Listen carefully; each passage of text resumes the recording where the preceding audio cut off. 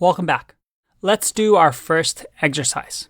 And this exercise is going to be really easy for you to skip, but I do recommend that you actually do it. I know it's not coding, but it's important because you'll learn that teaching somebody a topic actually helps you learn. So this is the exercise. Based on the videos that you've watched, how does Python work? But don't think about it in your head. I want you to talk to somebody. I want you to teach somebody how Python works. So the first thing you're going to do is go to our community, our Discord community. We have lots of people here. We have about 1,500 people online right now, plus some alumni, plus some star mentors. Well, there's a lot of people. What I want you to do is go to the Programming Buddies channel, if you haven't already, and find a buddy.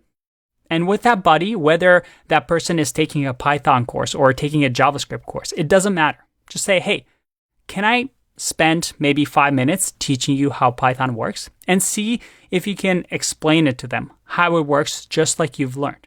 And then, after you've done that, I want you to go find a friend or a family member that has never done programming before and see if you can explain in simple terms how Python works.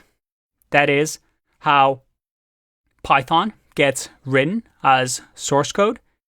We use this translation service called an interpreter to run this code and then, spit out some instruction for our machines. I kind of gave away the answer, but you know what I mean. I want you to practice teaching somebody this because by understanding these fundamentals, it's going to help you learn more and more and understand how things work underneath the hood as we get more and more advanced. All right.